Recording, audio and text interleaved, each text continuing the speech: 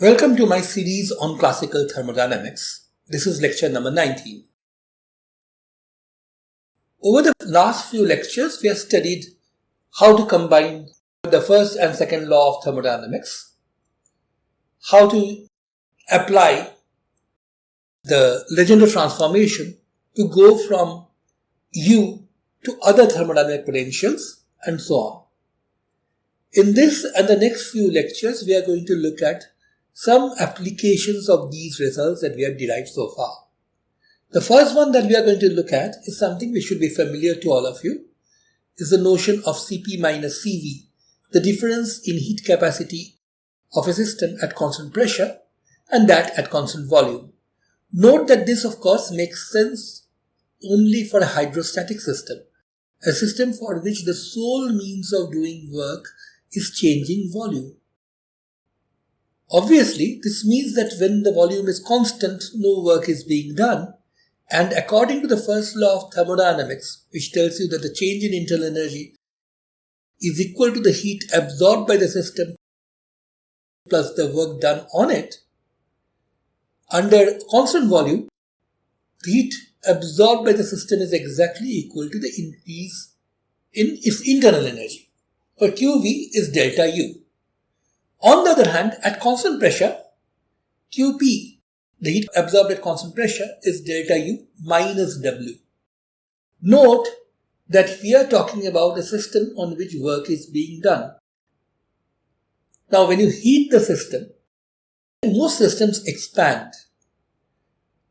If a system expands, the negative work is done on the system. Therefore, W is less than 0. And this means that at least for such systems, which include most systems, Qp, the heat absorbed at constant pressure, is more than the heat absorbed at constant volume for the same change in temperature. This, of course, does not hold if expansion is anomalous.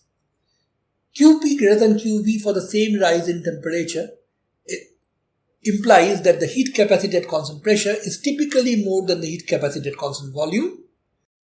However, the exception to this rule is when expansion is anomalous, when a system contracts under heating. The most famous example that we all know is water below 4 degrees Celsius.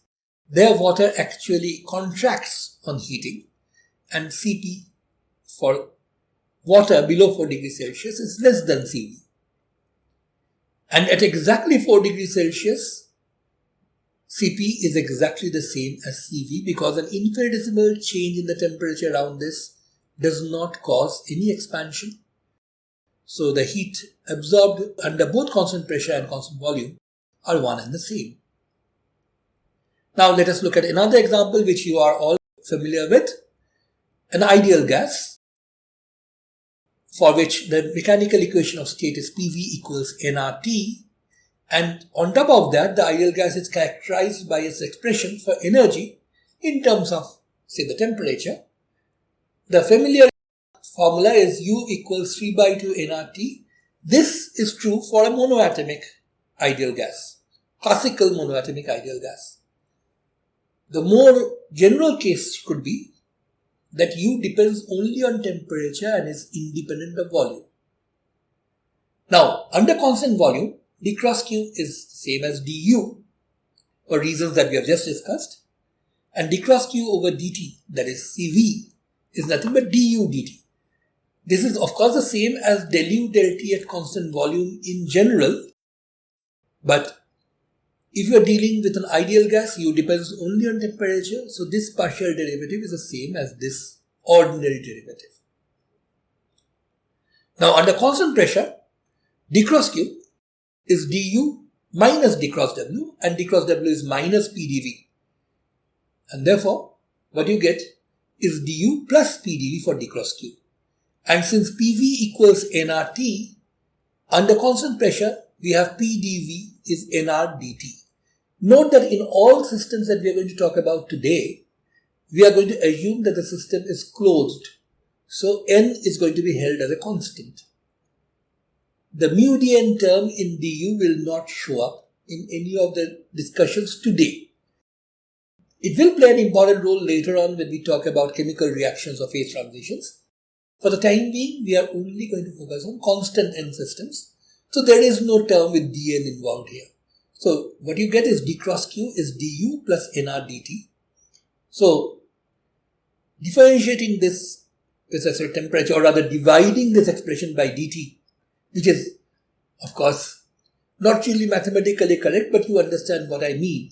You take a finite amount of heat absorbed is delta U plus nR delta T. You divide that by delta T and then take the limit as delta T equals to 0. Anyway, when you do that, what you get is Cp d cross Q under constant pressure over dt is du dt plus nR, and du dt being Cv. This tells you that Cp minus Cv is nR. This is of course a very, very familiar formula. After this warm-up, let us take a look at a more general situation. What exactly is Cp minus Cv, this difference in heat capacities, for a more general system? Now, note that as we have already said, we are only going to deal with closed systems. So du is Tds minus Pdv, and dH, the differential of enthalpy, is Tds plus Vdp. The mu dn term being 0 in either case. And therefore, from our knowledge that we had already gathered before, that Cv is del U del T at constant volume for all systems, irrespective of whether they are ideal gas or not, it's obvious that Cv is given by T del S del T at constant volume. On the other hand, dH is Tds plus Vdp. We have already seen in the last lecture that Cp is actually del H del T at constant pressure. So Cp works out with T del S del T at constant pressure, this term dropping out. Of course, in both cases, you did not really have to go through these expressions of du and dH. I'm just showing you this because very often you will come across derivations like this. Note that when we are talking about constant pressure or constant volume processes, we are actually talking about quasi-static processes where the pressure is well defined throughout, so is the volume. And so we are essentially talking about reversible situations. So TdS is the expression for d cross q.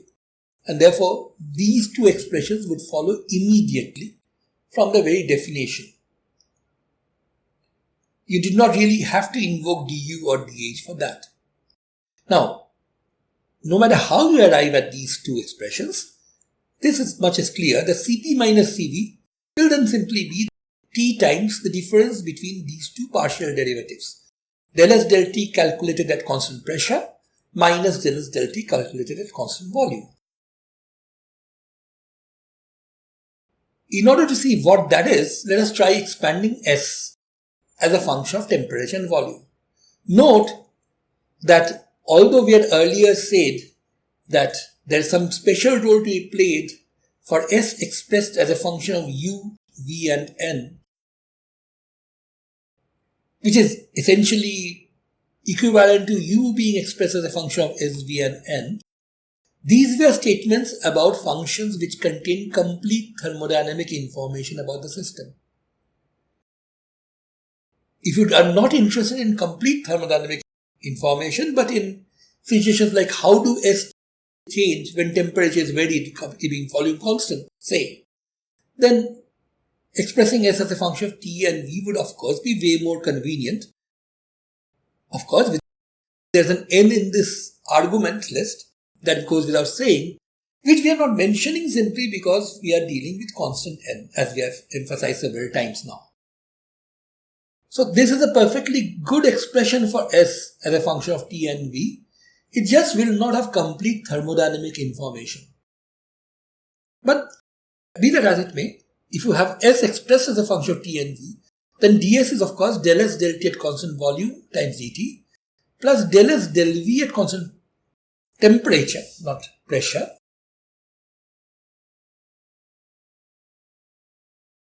dV. Now, if you then want to calculate del S del T at constant pressure from here, the result would be straightforward. This term would just give you del S del T at constant V, dt dt being 1, And this term will give you del S del V at constant temperature times del V del T at constant pressure. So del S del T at constant P is the sum of these two terms. So Cp minus Cv, using our result, that is T times del S del T at constant pressure minus del S del T at constant volume, is simply T times this. T times del S del V at constant temperature times del V del T at constant pressure. Now, of these partial derivatives that you see here, del V del T at constant pressure can be determined the moment you know the mechanical equation of state of a system. For example, if you are dealing with an ideal gas, PV equals nRT will immediately tell you what del V del T at constant pressure is. If you are dealing with some other kind of system, if you knew the relationship between pressure, temperature and volume, this can be calculated. This, on the other hand, is essentially saying how fast does entropy change with volume at a constant temperature. And this seems to be a much more complicated thing to handle. What we will see next is that the combined first and second laws, coupled with some basic mathematics, will give you a way of calculating what this is. So the question is, how would we determine del S del V at constant temperature? Turns out that we can actually determine this again directly from the mechanical equation of state itself. Now the way in which we do this involves something called Maxwell's relations, which we will come to near the end of today's lecture. But before we go there, I want to give you a more elementary, not necessarily simpler, but more elementary derivation of this result. To do this, all you do is start with this expression, our combined first and second laws. du is Tds minus Pdv. Therefore, del U del T at constant volume will simply be T del S del T at constant volume. This term will drop off. And del U del V at constant temperature will be T del S del V at constant temperature minus P. Now note, the del S del V at constant temperature, this thing that we need, is stuck in here. Question is, can we figure this out? Starting from this. The answer is we can, and for this we have to use a standard mathematical result that for sufficiently smooth functions, mixed partial derivatives do not depend on the order in which the differentiation is being done.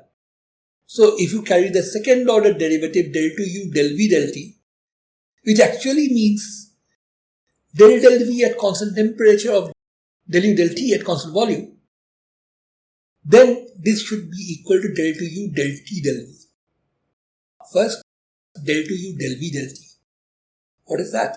It is del V at constant temperature of del U del T at constant volume, which is T del S del T at constant volume. So this simply works out with T del 2S del V del T. Again, this means you first do a partial derivative with respect to temperature at constant volume, then do a partial derivative of the result with respect to volume at constant temperature. T, of course, is a constant as far as this differentiation is concerned, so it just comes out. Let's try doing the same thing with the other mixed derivative, which you get when you differentiate this with respect to temperature at constant volume. So del to U del T del V is del T at constant volume of this expression, T del S del V at constant temperature minus P. Now when you differentiate this, you have to be a bit more careful.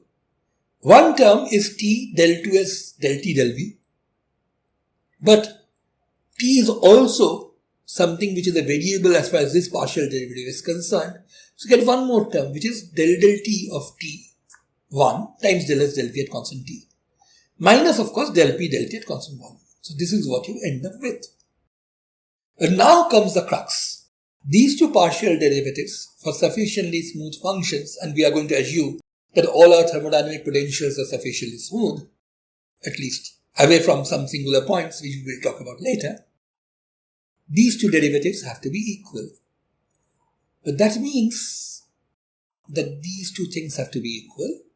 And now notice that again, because of the same mathematical result, these two mixed derivatives are equal to each other, and you are left with this result that del S del V at constant temperature, the partial derivative that we needed, is del P del T at constant volume, something which you can calculate from the mechanical equation of state alone. So finally our result Cp minus Cv becomes T. Here you have del S del V at constant temperature, which we are replacing by del P del T at constant volume, times del V del T at constant pressure. Note that this difference Cp minus Cv is completely determined by the mechanical equation of state. If you know pressure as a function of temperature and volume, or volume as a function of temperature and pressure, you can calculate both these partial derivatives, plug it into this formula, and Cp minus Cv will be something you find out from there. So just to see whether this works, let's go back to our simple case. The ideal gas, you have PV equal to nRT. So del P del T at constant volume is nR by V, straightforward. And del V del T at constant pressure is nR by P. So you plug this into the formula, you get Cp minus Cv is T times nR over V times nR over P. And nRT being PV means you cancel out this with this and this, so you're left with nR. Of course, the same result that we had earlier. Now at this point, I would like you to pause and think about one thing. In our previous derivation of Cp minus Cv equals nR for an ideal gas, the one which we did here, all you really used was the fact that U depends only on the temperature. Because that's how you know that du here is just du dt times dt, or du dt doesn't have further terms, doesn't have a del u del v at constant temperature kind of term. This of course is valid only for the ideal gas. Please don't confuse it with other systems. But once you assume that, Cp minus Cv equals nR directly followed. Here, we derive Cp minus Cv for a general system, and then again for a perfectly general system, we showed del S del V at constant temperature is del P del T at constant volume, and figured out this expression for Cp minus Cv, which when used for the ideal gas, directly gave you nR without any use of the fact that the internal energy for the ideal gas depends on temperature alone.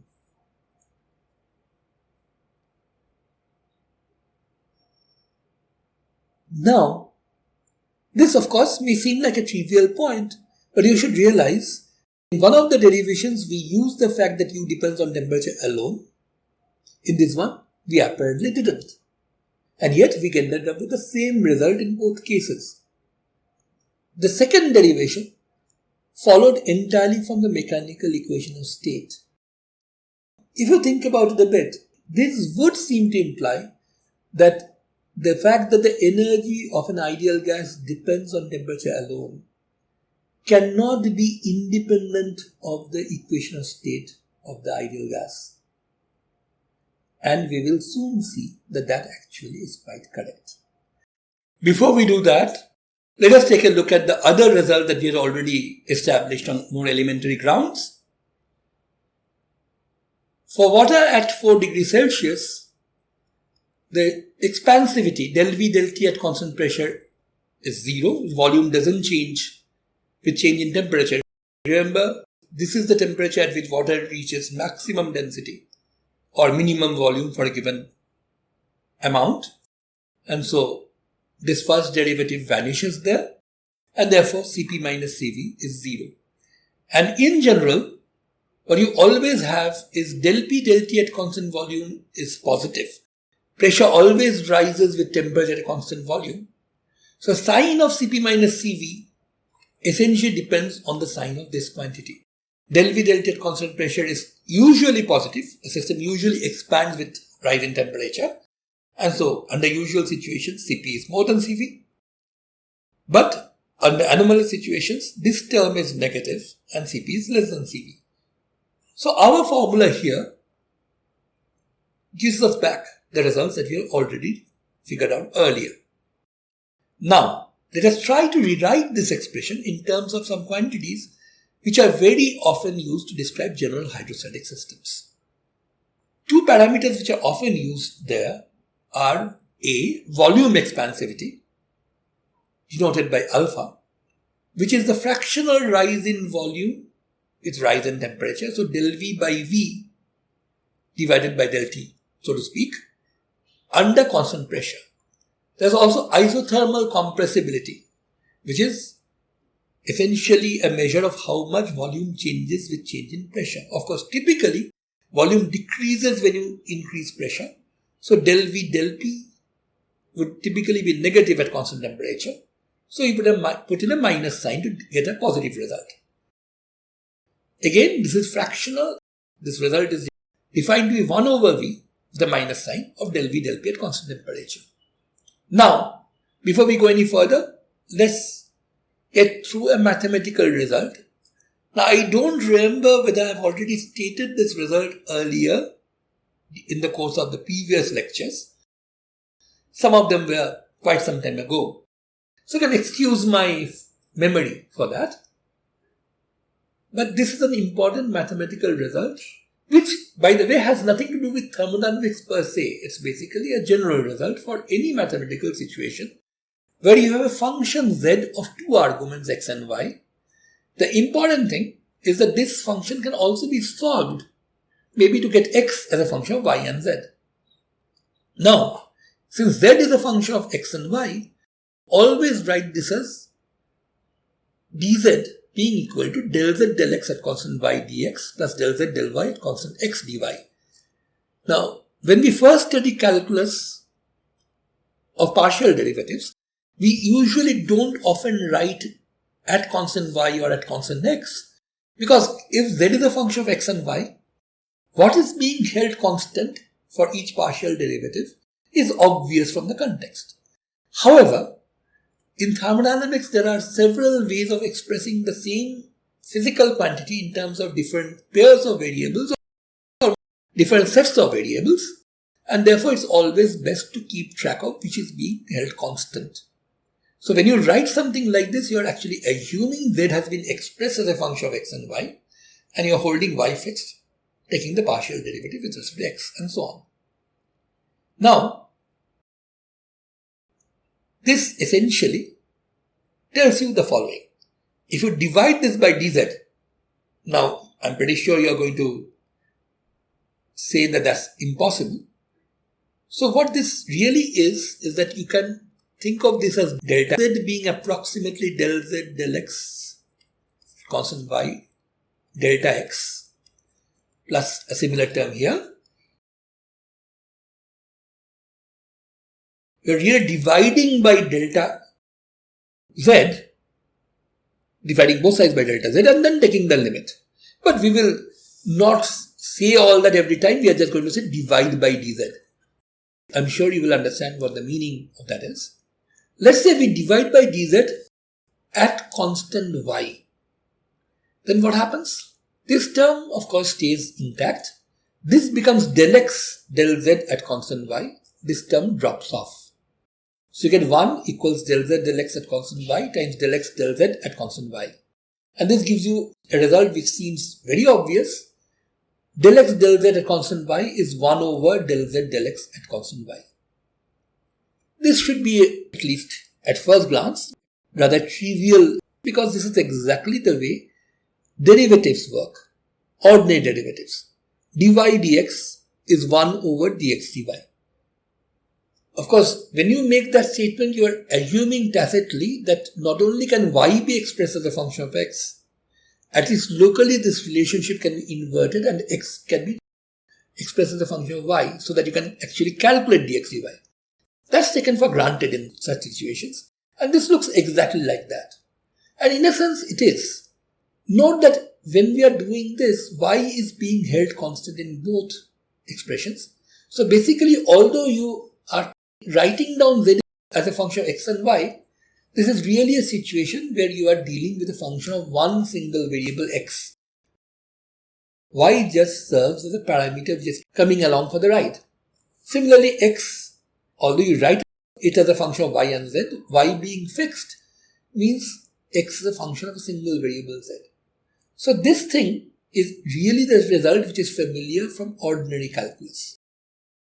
What is a bit unusual is the next result, which is what happens if you were to divide by dy both sides of this equation.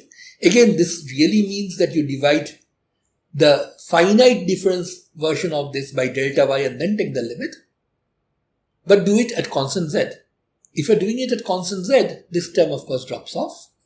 This term stays as it is. This becomes del x del y at constant z plus this times 1.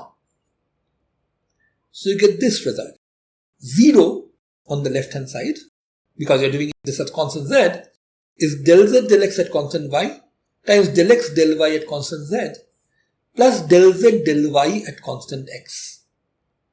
Now this immediately tells you that del x del y at constant z, this derivative, is given by minus del z del y at constant x divided by del z del x at constant y. Or by using the fact that del z del x at constant y is del x del z at constant y's reciprocal, you can simply rewrite this in this form. Del x del y at constant z equals minus del z del y at constant x into del x del z at constant y.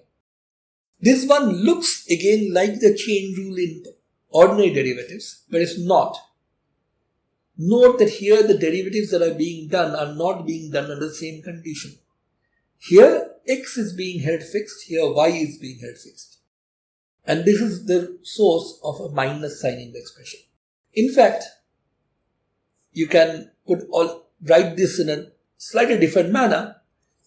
You can rewrite this to read del x del y at constant z, del y del z at constant x into del z del x at constant y.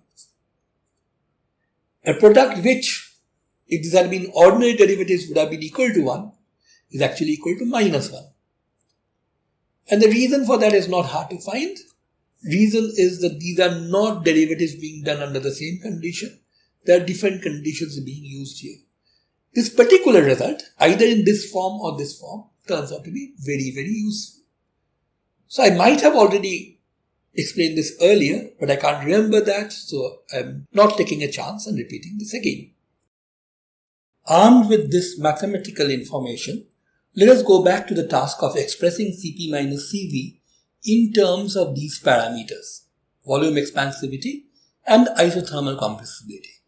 Let me remind you that the expression that we had for Cp minus Cv, this one, already had del V del T at constant pressure, which is there in the expression for alpha. Del P del T at constant volume is a new derivative which is not in either of these two. However, if you take the ratio of alpha by kappa, the 1 by v's cancel and you end up with a minus del V del T at constant pressure over del V del P at constant temperature, which according to this expression of ours is exactly the same thing as del P del T at constant volume. So, our expression for Cp minus Cv, which was T del P del T at constant volume times del V del T at constant pressure, this one is actually V times alpha. This is alpha by kappa, and putting them together we get TV times alpha square by kappa as an expression for Cp minus Cv. This expression is quite useful, especially because in many situations you can experimentally measure alpha and kappa and you can use these to calculate what Cp minus Cv is going to be. At this point, it may be natural for you to ask, just what's so special about Cp minus Cv that we have spent so much time about it? The answer is quite simple. Cv is usually much easier to calculate theoretically, whereas Cp is easier to measure experimentally. So very often, when we want to verify our theoretical calculations in the light of experimental findings, we need this particular result. Let us now turn to the result that we had alluded to before. The fact that for an ideal gas, the internal energy depends only on temperature.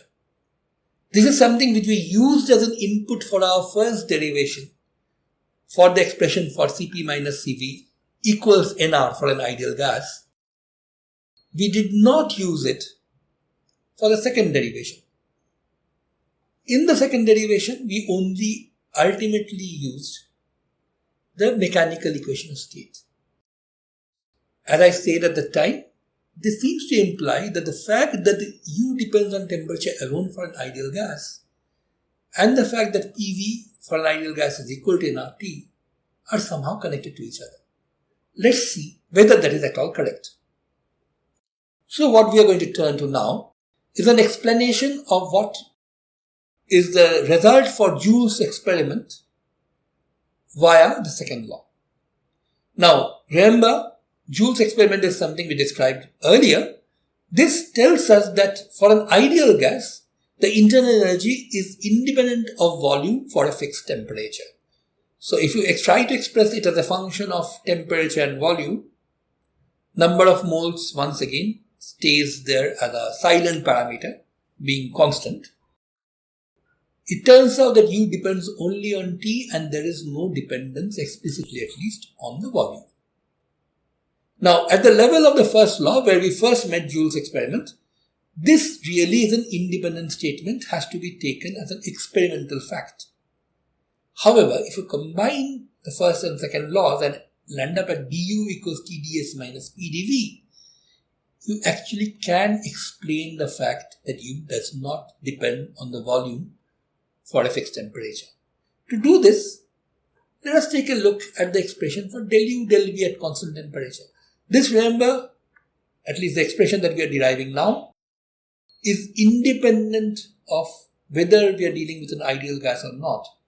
This expression, of course, holds for all hydrostatic systems.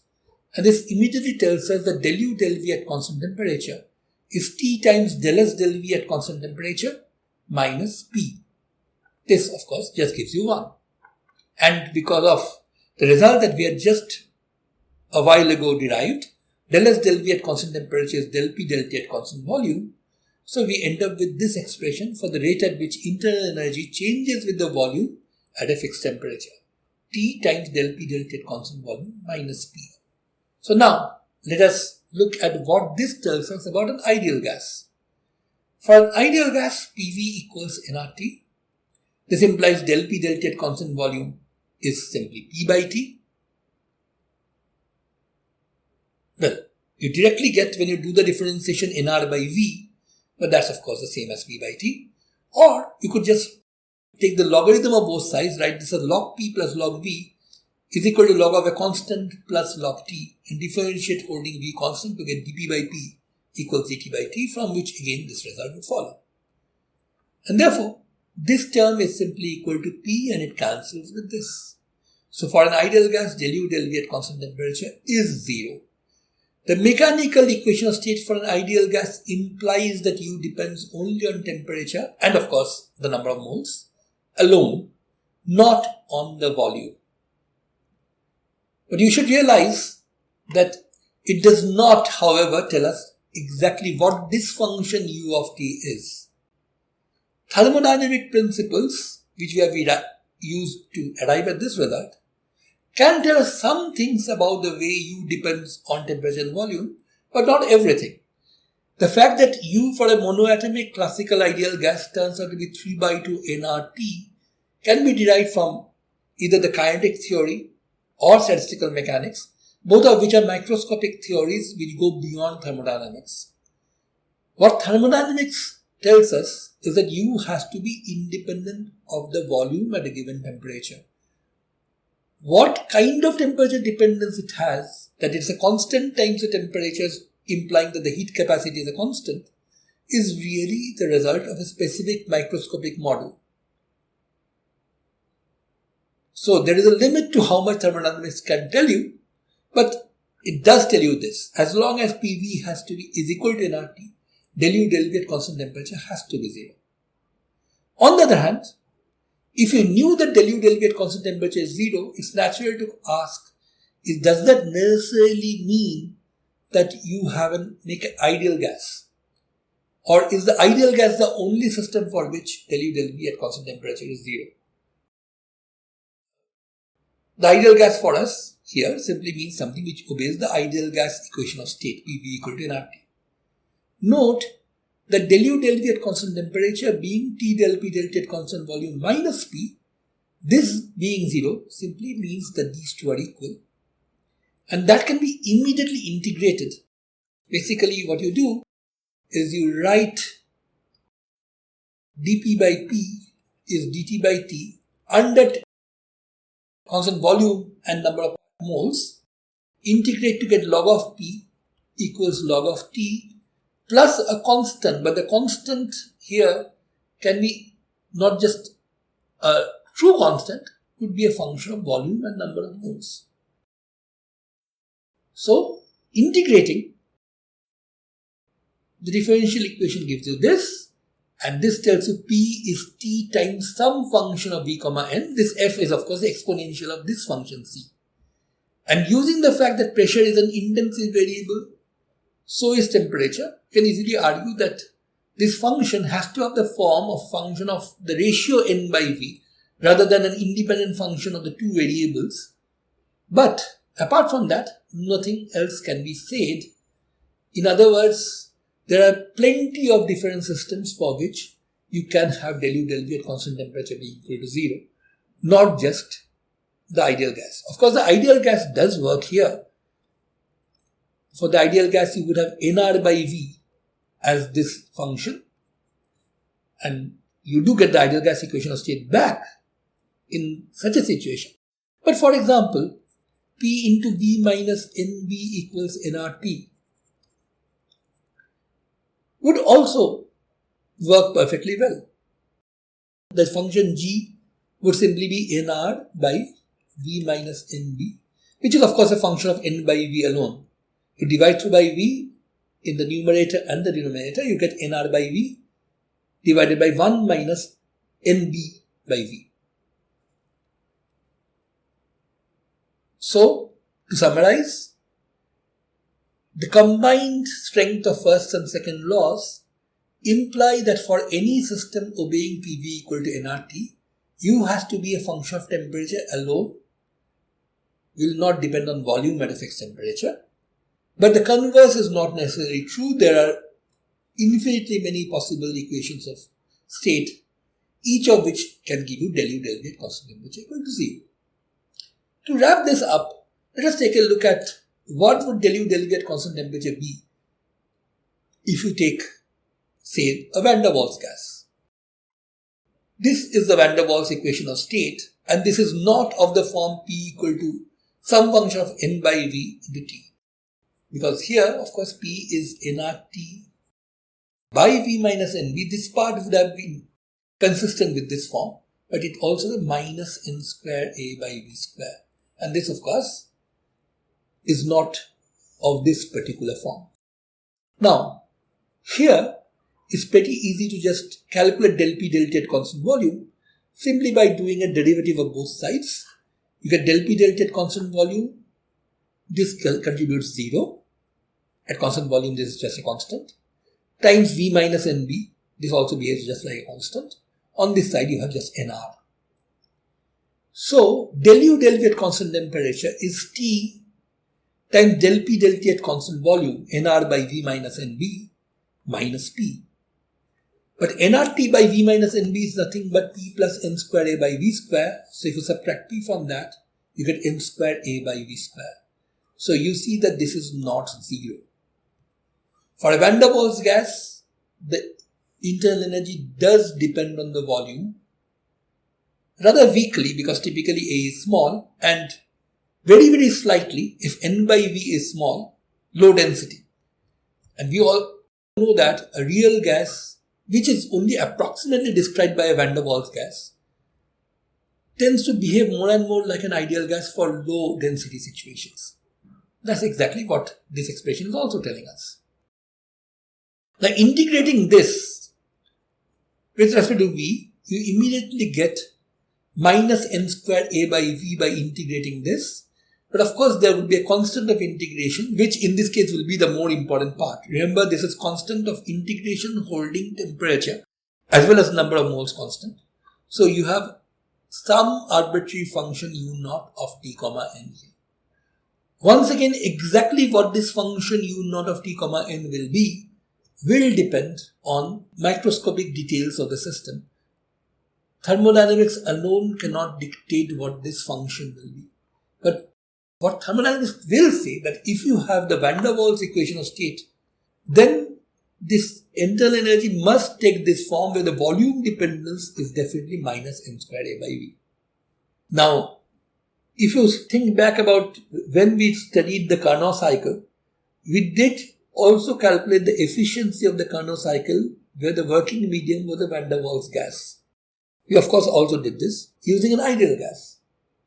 For an ideal gas, we got an efficiency of 1 minus T2 by T1, and we got the same expression for the van der Waals gas.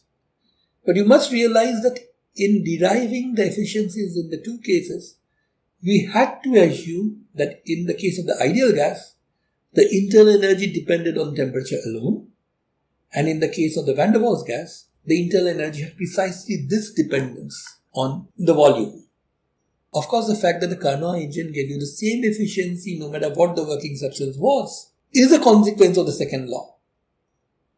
So it should not come as a surprise that the statements that we made about the nature of the internal energy's dependence on temperature and volume for both the ideal gas and the van der Waals gas are really consequences of using the second law as well as the first one, which is what has been the focus in today's lecture. Now, both of the applications that we have talked about today, the general expression for Cp minus Cv and the determination of how U changes with volume at a fixed temperature, hinged upon a particular result. The connection between how entropy changes with temperature at a fixed volume with the mechanical equation of state, del S del V at constant temperature being equal to del P del T at constant volume. We derive this by using the fact that the mixed partial derivatives of the internal energy taken in different orders are actually equal to each other. Now there happens to be a quicker way of arriving at this and a bunch of similar results. These results are extremely important for applications, and so we are going to turn to derivation of these and similar results more quickly in the last part of this lecture. So we have 4 thermodynamic potentials in our arsenal by now. The original one, of course, is internal energy expressed as a function of SV and for the time being silent N. Similarly, you have H, which we know contains complete thermodynamic information if expressed as a function of S and P. Then we have the free energy. In fact, 2 free energies, the Helmholtz F, which when expressed as a function of temperature and volume has complete thermodynamic information. And finally, the Gibbs, which when expressed as a function of temperature and pressure has complete thermodynamic information. In all of these, of course, the number of moles is also an important thing, but we are dealing with closed systems, so that doesn't count as an argument for the time being. So let's see what the fact that each of these are proper functions of thermodynamic variables tell us about the nature of some partial derivatives. To begin with, let's look at du. du, of course, is TdS minus PdV, something which you have been using throughout this lecture. Now, the most obvious partial derivatives you can calculate here without doing any work whatsoever is del U del S at constant V, which is just temperature, and del U del V at constant S, which is just minus P. So this follows immediately from this expression. But now notice that if I were to differentiate this with respect to V at fixed S and this with respect to S at fixed V, the two partial derivatives del 2U del V del S and del 2U del S del V must be equal. And this tells us that del T del V at constant S, which is del V at constant S of this, del 2U del V del S, must be equal to del 2u del s del v, and that's del s at constant v of this quantity. So you end up with this relationship between the partial derivatives. Del t del v at constant s is minus del b del s at constant v. Of course, if you want the rate of change of the entropy here, you can simply rewrite this as del s del p at constant v is minus del v del t at constant s. This expression may not be as useful as the one we had used a while ago, simply because here the partial derivative has to be done keeping s constant. So this is something which cannot be derived just from the mechanical equation of state. It still is a very important equation which has plenty of applications. Let us now move on to enthalpy, which, if you remember, was defined to be U plus PV, and an immediate consequence of this Legendre transformation is dH is du plus PdV plus VdP, something we had of course seen before, and coupled with TdS minus PdV being du, this tells us dH is TdS plus VdP. And this immediately tells us that partial derivative of H with respect to S at constant pressure is temperature, and that of pressure at constant entropy is volume. Now, if you were to differentiate this with respect to pressure at constant entropy, and this one with respect to entropy at constant pressure, you would get del 2H del P del S and del 2H del S del P respectively. These two must be equal to each other, and therefore del T del P at constant S must be equal to del V del S at constant P. Let's move on to the Helmholtz free energy, which is U minus Ts, and this immediately tells us that dF is minus S dt minus PdV. There are the two partial derivatives, the obvious ones. And now, if you were to differentiate this with respect to the volume at constant temperature and this with respect to temperature at constant volume, you would get del 2F del T del V and del 2F del V del T. And these implies that these two things must be equal. This, of course, is the result that we had already derived earlier with a slight bit more effort. So if you started with TF is minus SDT minus PdV, this would immediately give you this. By the way, what we are using here is nothing but the condition for a differential being exact. Remember, if m dx plus n dy is exact, then you must have del m del y equals del n del x. Of course, when you say del m del y, this is at constant x, this is at constant y. And that's all we're using here. Del s del v at constant temperature is del p del t at constant volume. So either you can go through this step of showing that the mixed partial derivatives are equal and deriving this result, or just quote this, which of course is the same thing. The fact that m dx plus n dy equals an exact differential gives you this is nothing but a statement that del 2 phi del x del y is the same as del 2 phi del y del x. Finally, our fourth thermodynamic potential, the Gibbs, has a differential given by minus s dt plus vdp, and minus s and v are these two partial derivatives. So you immediately get del s del p at constant temperature is minus del 2g del b del t equals minus del 2g del t del p equals minus del v del t at constant pressure. So from the four thermodynamic potentials, we have found out four connections between partial derivatives. Each of these are basically connections which follow from this. So frankly, even remembering the connections are pretty easy. You just have to remember that du is TdS minus PdV. From that, working out dH, dF and dG are pretty straightforward. And then using the exactness criterion, you can immediately find out these four relations.